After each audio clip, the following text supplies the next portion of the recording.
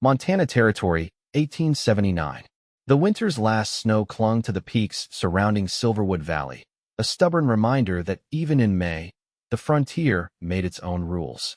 Beneath those mountains, Maverick Randall rode his chestnut stallion along the muddy main street of Elkhorn Springs, his shadow long in the afternoon sun. At 25, he'd already lived more lives than men twice his age: cowboy, bounty hunter, ranch hand, and now foreman at the Broken Arrow.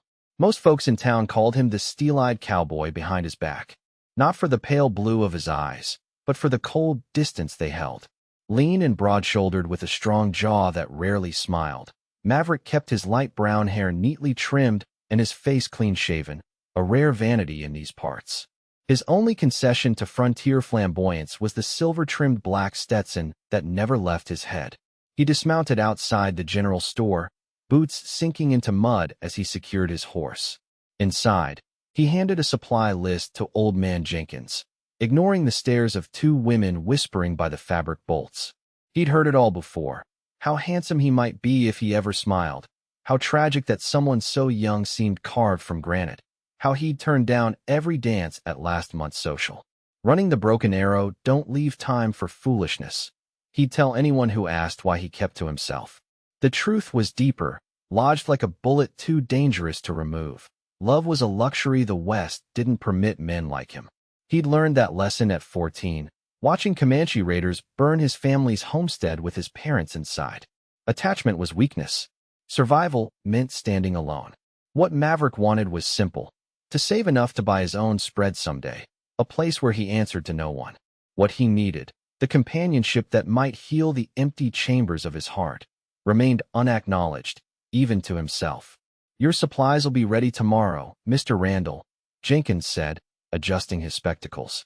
"And Miss Foster asked me to remind you she's still waiting on those cattle ledgers for her father." Maverick's jaw tightened. Clarence Foster owned the bank and half the businesses in Elkhorn Springs. His daughter was the bank's bookkeeper, and apparently now his messenger. "Tell Miss Foster she'll get them when they're ready." As he turned to leave, the bell above the door chimed. A young woman stepped inside, shaking raindrops from her parasol. Claire Foster, 22 years old, with chestnut hair pinned beneath a modest blue bonnet that matched her eyes perfectly. Her blue calico dress was simple but well-tailored, showing off a slender waist before flaring over her hooped skirt. As the banker's daughter, she could afford finer things, but Claire had never been one to flaunt her father's wealth. She froze when she spotted him, those blue eyes narrowing.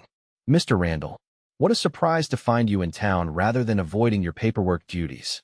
"Miss Foster." He tipped his hat, face expressionless. "Your father's ledgers require accuracy, not haste. 3 weeks overdue suggests neither quality is being achieved." She moved past him to the counter, the scent of lavender water briefly filling his senses. "Mr. Jenkins, do you have that package from Denver?" Maverick should have left, but something kept his boots rooted to the floorboards. Perhaps it was the way sunlight through the windows caught the auburn highlights in her hair, or how she spoke to Jenkins with genuine warmth instead of the clipped formality she reserved for him. "I hear there's trouble at the Foster Mining Company," Jenkins said, handing her a brown paper package. "That new foreman your father hired is proving difficult to work with," she finished, casting a pointed glance at Maverick. "Father has developed an unfortunate habit of hiring men with more pride than sense." Maverick felt a rare flush of anger. "Some men actually earn their positions, Miss Foster, rather than inheriting them." The store fell silent. Claire's cheeks colored, but her gaze never wavered. "And some men mistake coldness for strength, Mr. Randall." "Good day." She swept past him, but the floorboard near the door, warped from years of rain and snow, caught the edge of her boot. She stumbled forward with a small cry. Maverick moved without thinking, catching her elbow before she could fall. For one suspended moment, they stood close enough that he could count the faint freckles across her nose, see the surprise in those deep blue eyes. "Thank you," she murmured, stepping back quickly, composing herself. "Though I imagine catching falling women isn't listed in the Broken Arrow ledgers either." Before he could respond, Claire was gone, leaving only the lingering scent of lavender and the unsettling realization that for the first time in years, something had breached the careful wall around Maverick Randall's emotions.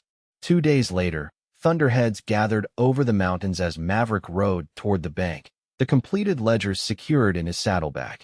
He'd worked through the night to finish them, telling himself it was simply to end the foster woman's nagging. The reason definitely wasn't her challenging gaze or the disquieting way their brief touch had stayed with him. Elkhorn Springs' modest bank stood at the corner of Main and Pine, its false front facade aspiring to Eastern respectability.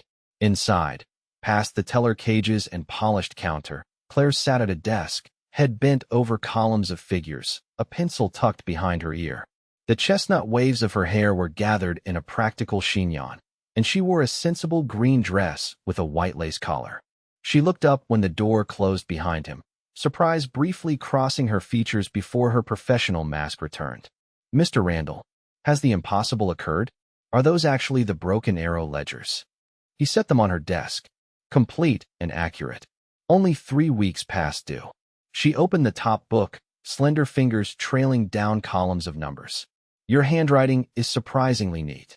My mother was a schoolteacher before she married," he said, then immediately regretted offering even that small piece of himself.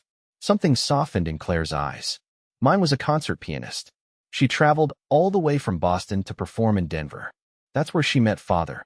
The unexpected confidence created an awkward silence, neither knowing how to continue such personal exchange. Claire cleared her throat. "I'll need to review these before." The bank's doors burst open. 3 men in dusters and bandanas rushed in, revolvers drawn. "Everybody down. This is a robbery." Maverick's hand moved instinctively to his hip, but he'd left his gun belt on his horse. No one wore firearms inside the bank. The lead robber, a tall man with cold gray eyes visible above his bandana, spotted the movement. "Try it, cowboy, and I'll put a bullet in you." He gestured toward Claire with his revolver. "You, banker's daughter, open the safe." Claire rose slowly, her face pale but composed. "I don't have the combination." The man crossed the room in 3 strides and pressed his gun to her temple. "Don't lie to me, girl. Everyone knows Foster keeps you counting in his money." "Only my father and Mr. Peterson have the combination," she said, voice remarkably steady. "And Mr. Peterson is in Butte until tomorrow." Maverick watched the robber's finger tighten on the trigger. "She's telling the truth," he interrupted. "But Foster's at the mining office. I can take you there." The leader's eyes narrowed above his bandana. "This some kind of trick, cowboy?" "No trick. Just don't see the sense in shooting a woman who can't help you." The robber studied him, then Claire. "All right. You're coming with us, cowboy. And you," he grabbed Claire's arm. "You're our insurance that he behaves." Before Maverick could protest, they were marched outside at gunpoint. Rain had begun falling, turning Main Street into a river of mud. The robbers forced them onto horses, Claire sharing with the leader, Maverick with another outlaw holding a gun to his ribs. "We ain't going to no mining office," the leader growled as they rode out of town. "But by the time Foster realizes his precious daughter's missing, we'll be long gone. And if he wants her back alive, it'll cost him plenty." They rode hard into the foothills, the spring storm intensifying around them. Claire didn't cry out or beg, her straight back and steady gaze revealing a steel core that surprised Maverick. The rain plastered her chestnut hair to her neck and soaked her green dress, but she remained silent, watching, waiting, just as he was.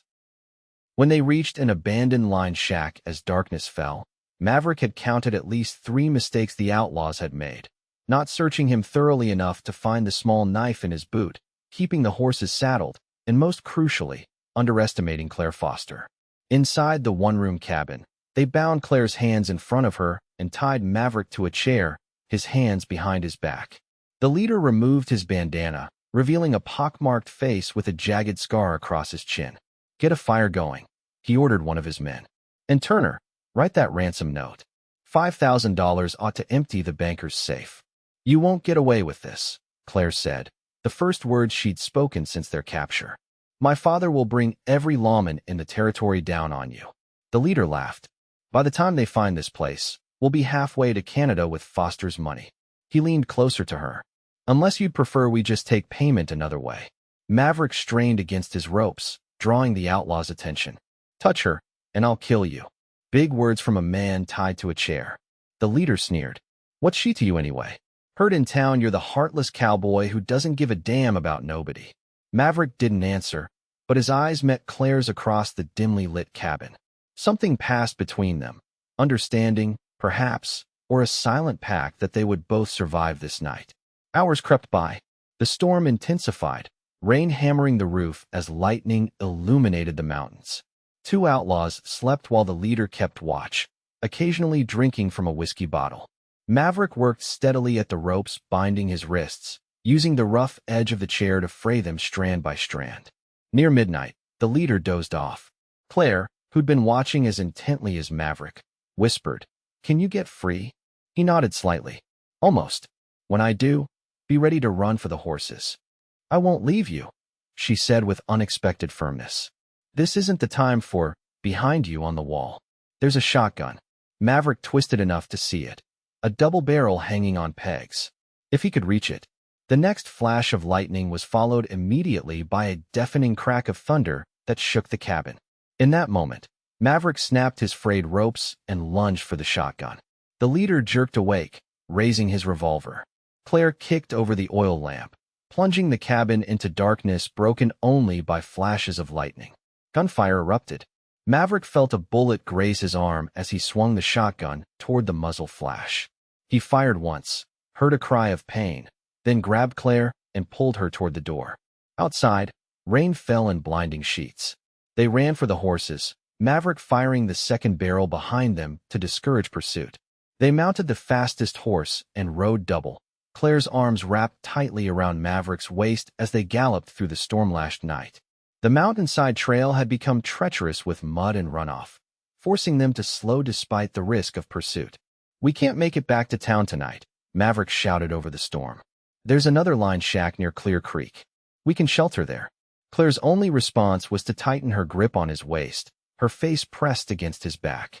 He could feel her shivering, her dress soaked through and offering little protection against the driving rain. The line shack was little more than 4 walls and a roof, but it was dry. Maverick lit the small stove while Claire huddled near it, her teeth chattering. "You need to get out of those wet clothes," he said, avoiding her eyes as he handed her his relatively dry duster. "Turn around. I won't look." She took the coat with trembling fingers. Thank you for saving my life back there. We saved each other." He busied himself checking the shotgun's remaining ammunition while she changed behind him. When he turned back, Claire was wrapped in his duster, her wet dress and petticoats spread near the stove to dry. The coat reached nearly to her ankles, but the sight of her bare feet and damp hair falling in waves around her shoulders created an intimacy that made his heart hammer harder than during their escape. "You're injured," she said, gesturing to the bloody tear on his sleeve. "Just a graze." She approached anyway, gently pushing up his sleeve to examine the wound. Her fingers were cool against his skin, careful as she cleaned the injury with water from her canteen and bound it with a strip torn from her petticoat. "Why did you defend me?" she asked, her eyes fixed on her work. "Back in town, they call you the Heartless Cowboy. They say nothing matters to you except that ranch." Maverick watched her bent head, the firelight turning her chestnut hair to copper and gold. "People talk too much." "Yes," she agreed, securing the makeshift bandage. "But sometimes they're right. You've built walls so high around yourself that no one can see over them." Her blue eyes lifted to his. "What are you so afraid of, Maverick Randall?" The sound of his given name on her lips stirred something long dormant. "Not afraid. Just practical. Attachments are dangerous out here. More dangerous than being alone." She stepped back, wrapping the duster tighter around herself. "I watched my mother die of influenza when I was 16. I know about loss. But closing yourself off isn't strength. It's surrender." Her words struck too close to the truth he'd buried. He turned away, checking the door's barricade. "Get some rest. We'll head for town at first light." Claire sighed, but didn't press further. She settled on the narrow cot, while Maverick took position by the window, watching the storm and listening for pursuers. For hours they remained like that, separated by more than the few feet between them. "My mother used to say that storms wash away what's no longer needed," Claire said softly from the darkness. "Maybe they also reveal what's been hidden." Maverick didn't respond, but her words lingered in the silence between lightning flashes. Dawn brought clear skies and the distant sound of horses approaching. Maverick tensed, shotgun ready, but the riders who appeared wore badges, a search party from town. Claire dressed quickly behind the privacy of a blanket he held up. Your father organized half the county to find you, the sheriff explained as they rode back to Elkhorn Springs. Got the army involved too. Those outlaws won't get far.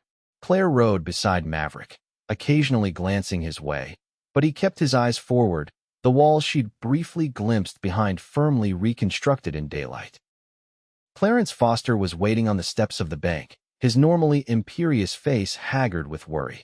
He rushed forward as Claire dismounted, enveloping her in a rare public display of affection. "Thank God you're safe," he said, then turned to Maverick with unexpected humility. "Randall, I don't know how to thank you for bringing my daughter home." "No need, sir." Miss Foster showed considerable courage herself. Foster nodded. "The Broken Arrow's lucky to have a man of your character. I'd like to discuss a business proposition with you, when you have time." Claire touched her father's arm. "Perhaps Mr. Randall would prefer to rest and tend to his wound first, father." For a moment, Maverick's eyes met hers, searching for any sign that their shared ordeal had meant as much to her as it had to him. But her expression was politely neutral, the banker's daughter once more. "Another time, perhaps," he said, tipping his hat to them both before turning his horse toward the Broken Arrow. He told himself the hollow feeling in his chest was simply fatigue and hunger. By the time he reached the ranch, he had almost convinced himself it was true. 2 weeks passed. The outlaws were captured near the Canadian border. Maverick's wound healed to a thin red line on his arm, and life in Elkhorn Springs returned to its normal rhythms. He avoided town when possible, sending ranch hands for supplies instead. But on the last Saturday in May, he had no choice but to attend the Founders' Day celebration. As the Broken Arrow's foreman, his presence was expected at the event honoring the town's original settlers. Main Street had been transformed with bunting and banners. Tables laden with food lined the boardwalk, and a platform had been erected for dancing. Maverick stood at the periphery, nursing a cup of punch and declining invitations to dance with polite but firm refusals. He spotted Claire across the square, radiant in a blue dress that matched her eyes, her chestnut hair arranged in an elegant coiffure with small white flowers woven through it.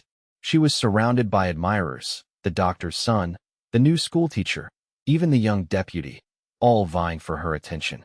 When she laughed at something the deputy said, Maverick felt a sharp, unexpected pain. He set down his cup and was turning to leave when Clarence Foster intercepted him. "Randall, I've been hoping to catch you. Walk with me."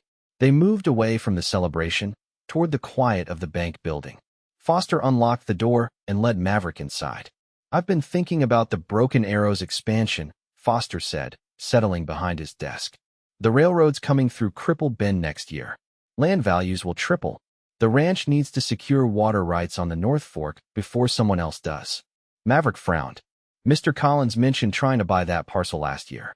The owner wouldn't sell. Old man Hargrove died last month. His son's eager to sell, but he wants cash, $50,000. Maverick whistled softly. Even for the Broken Arrow, that was a substantial sum. "I'm prepared to loan the ranch $40,000, Foster continued. "But I need someone I trust overseeing the expansion. Someone with both integrity and business sense." "Mr. Collins is a good ranch owner. Collins is selling. His heart conditions worsened. He's moving back east to live with his daughter." Foster leaned forward. "He wants you to buy him out, Randall. I'm prepared to back you." Maverick stared, stunned. "I don't have that kind of money. You have $10,000 saved. I checked your account. With my backing and that down payment, you could own the Broken Arrow outright in 5 years." It was everything Maverick had worked for, his own ranch, independence, the means to build something lasting. But Foster's sudden generosity made him wary. "Why would you do this for me?" Foster smiled thinly. "I'm a businessman. The Broken Arrow will be even more profitable with the North Fork water rights and the railroad access. And," he hesitated, "my daughter speaks highly of you. Claire has always been a good judge of character." Before Maverick could respond, the bank's door opened. Claire entered, her blue dress catching the late afternoon light. "Father, they're asking for you to begin the speeches," she said, then noticed Maverick. "Mr. Randall, I didn't expect to see you here." Foster stood. "We were just discussing business. I'll head over now." He nodded to Maverick. "Think about my offer. We can finalize details next week." When they were alone, Claire's composed expression faltered. "I haven't seen you since that night." I've been busy at the ranch. The excuse sounded hollow even to his own ears. Yes, I imagine being a heartless cowboy requires significant dedication. There was an edge to her voice he hadn't heard before, especially when it means avoiding people who've seen behind the mask. Her directness caught him off guard. It wasn't personal, Miss Foster, wasn't it? You risked your life to save mine. You held me while I cried in my sleep that night in the line shack. Yes, I was awake. And then you rode away and never looked back. She moved closer. What are you so afraid of, Maverick? The sound of his name again, intimate and challenging. Your father just offered me the chance to buy the broken arrow. That's what I've worked for since I was 18. Congratulations. Is that supposed to answer my question? I don't have room for distractions. Claire's blue eyes flashed. Is that what I am? A distraction? She turned toward the door. My mistake. I thought perhaps there was a heart beneath all that careful control. I won't trouble you with my misunderstanding again. As she reached for the door handle, Maverick moved without thinking, his hand closing over hers. Claire, wait. She looked up at him, her pulse visible in the delicate hollow of her throat. For what? More excuses? More walls? I don't know how to do this, he admitted, the words painful in their honesty. Since I was 14, I've only known how to survive, not how to live. Something in her expression softened. Perhaps it's time someone showed you the difference. For one breathless moment, he thought she might kiss him, wanted her to with an intensity that frightened him. Instead, she gently withdrew her hand. My father's waiting, and you have an important decision to make, Mr. Randall. He watched her leave, feeling as though something essential was slipping through his fingers. But the habits of a lifetime weren't so easily broken. That night, he wrote to Collins accepting the offer to purchase the broken arrow, telling himself the emptiness he felt was simply the weight of new responsibility. 3 days later, Maverick rode into town to sign the preliminary paperwork at the bank. A crowd had gathered outside the bank building, voices raised in agitation. He recognized several miners from Foster's operation. What's happening? He asked a man at the edge of the group. Bank's closed. Foster's gone. Gone where? The man spat tobacco juice into the street. Denver, supposedly. But word is he took half the bank's funds with him. Sheriff's inside now, going through the books. Maverick pushed through the crowd and into the bank. The sheriff and 2 deputies were behind the counter, examining ledgers. There was no sign of Claire. Sheriff, what's going on? The lawman looked up, his expression grim. Foster's been cooking the books for years, Randall. Mining operations been failing. He's been using bank deposits to keep it afloat, and now he's run with what's left. Where's Miss Foster? Upstairs in their apartment, packing. Bank's being seized. The sheriff shook his head. She claims she didn't know what her father was doing, and the books support that. Her entries are all straight. But she's left with nothing but debts and a ruined name. Maverick took the stairs 2 at a time. He found Claire in a small apartment above the bank, methodically folding clothes into a carpet bag. Her face was pale but composed, her movements precise. Claire. She looked up, surprise briefly replacing the careful control. Mr. Randall, I assume you've heard the news. I apologize, but any business with the bank will have to wait until the federal examiners arrive. The formality in her voice cut deeper than anger would have. I'm not here about the bank. Are you all right? Perfectly fine, thank you. Simply preparing to leave Elkhorn Springs. She continued folding a shawl, her movements betraying no emotion.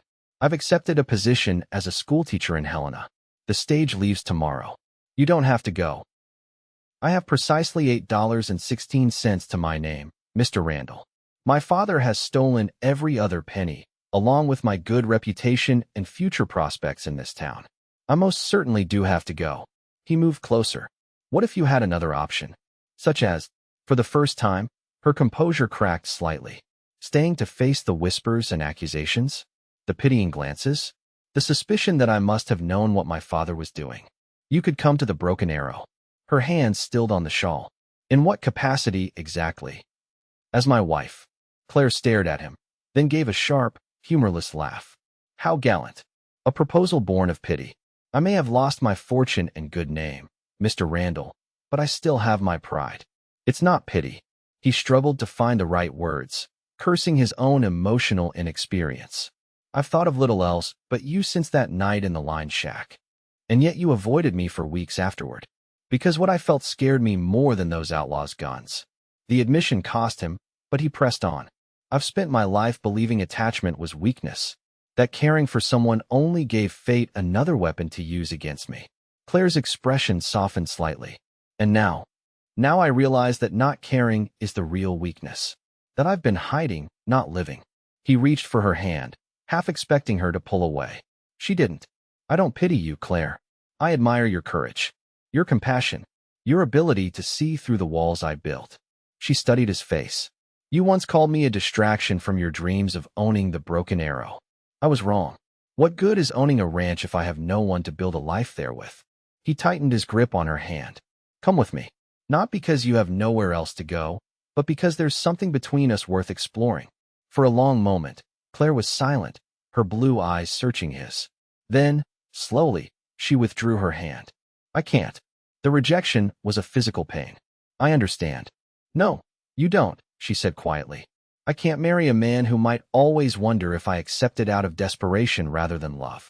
Who might question, in the dark of night, whether I would have chosen him had circumstances been different. I wouldn't, you might. She turned back to her packing. And I won't build a life on such uncertainty. I'm sorry, Maverick. He wanted to argue, to convince her, but the dignity in her bearing stopped him. Instead, he reached into his vest pocket and withdrew the small leather pouch he always carried. Before I go, there's something I want you to see. Claire paused, curiosity briefly overriding her resolve. Maverick opened the pouch and removed a small silver locket. This belonged to my mother, he said, holding it out to her. It's the only thing I saved from the fire that took my parents. She accepted it cautiously, turning it over in her palm. It's beautiful. Open it. Claire hesitated, then carefully pried open the locket. Inside was a tiny daguerreotype of a woman with a gentle smile and familiar eyes. She gasped softly. She looks like, you noticed it too? The resemblance. Maverick's voice was rough with emotion. When I first saw you in the general store last year, I thought I was seeing a ghost. You have the same eyes, the same smile. Claire looked up, her own eyes wide with understanding. This is why you avoided me. Not because you disliked me, but because I reminded you of what you'd lost. At first, yes. Then it became about what I feared to lose again. He gently took the locket back, his fingers brushing hers. My mother would have liked you. She always said the measure of a person wasn't in what they owned, but in how they faced adversity. Claire's carefully maintained composure finally crumbled. A tear slipped down her cheek, followed by another. I don't know what to do, Maverick. Everything I thought I knew about my life, my father, my future, it's all gone. He reached out tentatively, brushing the tears from her cheek with his thumb. Not everything. You still have your courage, your intelligence, your kind heart. And you? She whispered. Do I have you? Instead of answering, Maverick leaned forward and kissed her, gently at first, then with growing intensity as she responded, her arms sliding around his neck. When they finally parted, both breathless, he pressed his forehead to hers. You've had me since that night in the storm, he admitted. I was just too stubborn to recognize it. Claire's smile was tremulous, but real. The Heartless Cowboy has a heart after all. Only for you. He kissed her again, briefly. Come to the Broken Arrow, Claire. Not because you need a place to go, but because I need you there. Because a ranch isn't a home without someone to share it with. She hesitated, searching his face. Are you certain? The scandal will follow me. Follow us. Let it try. We've faced worse. He took the locket and carefully fastened it around her neck. This belongs with you now. A reminder that some connections transcend time and loss. Claire touched the locket, her eyes never leaving his. Ask me again, Maverick. Properly this time. Understanding her need for certainty, he knelt before her, taking both her hands in his. Claire Foster, I love you. Not out of pity or obligation, but because you've shown me that having the courage to love is the greatest strength there is. Will you marry me? Build a life with me at the Broken Arrow? Face whatever comes, good or bad, together. Her smile broke through like sunlight after storm clouds. Yes, she said simply. With all my heart, yes. 6 months later, on a crisp November afternoon, Maverick stood on the porch of the newly expanded Broken Arrow Ranch house, watching a buggy approach along the Pine Line Drive. The water rights to the North Fork had been secured, the railroad deal was progressing, and the main house had been enlarged with a proper dining room and an upstairs study that Claire had claimed for her accounting work. She'd proven herself not just a devoted wife, but a brilliant business partner, her financial acumen helping to restructure the ranch's operations for greater efficiency. The scandal of her father's crimes had faded in the face of her integrity and hard work. Clarence Foster had been captured in San Francisco and was now serving time for embezzlement. But Claire had found the strength to visit him, offering forgiveness if not reconciliation. As the buggy drew closer, Maverick smiled at the sight of his wife driving, her chestnut hair gleaming in the afternoon sun. At 23, Claire Randall had bloomed into her confidence, respected throughout the county for both her kindness and her sharp intelligence. She pulled the horses to a stop and he moved to help her down, his hands lingering at her waist. "How was town?" "Productive." She reached up to straighten his collar, a habitual gesture of affection. "The school board approved my proposal for adult reading classes, and Dr. Morris confirmed what we suspected." Maverick's heart skipped. "You're certain?" Claire's smile illuminated her entire face. "Due in late June. You're going to be a father, Maverick Randall." He lifted her off her feet in a rare display of exuberance, spinning her once before setting her gently back down. "A baby," he breathed, his hand moving reverently to rest on her still flat stomach. "Our child. Hopefully the first of many." She covered his hand with hers. "Are you happy?" "More than I ever thought possible." He drew her close, breathing in the scent of lavender that had become as essential to him as air. "When I was that heartless cowboy everyone whispered about, I thought I wanted land, cattle, independence. Turns out what I needed was you." Claire reached up to touch the silver locket she still wore daily. "Your mother would be proud of the man you've become, of the family you're building." "Our family," he corrected, leading her toward the house they'd made into a true home. "Our legacy." As they crossed the threshold together, Maverick marveled at how completely his life had transformed in less than a year. The walls he'd built after his parents' death had crumbled beneath Claire's persistent belief in him, in them. The steel-eyed cowboy was gone, replaced by a man who understood that real strength came not from isolation, but from the courage to love deeply, to risk heartbreak for the chance at joy. Later that night, as Claire slept beside him, her hand resting protectively over her stomach where their child grew, Maverick whispered a promise to them both. No more walls. No more fear. From now on, only love. And in her sleep, Claire smiled, as if she had heard and understood that the heart once called Heartless now beat strongest of all.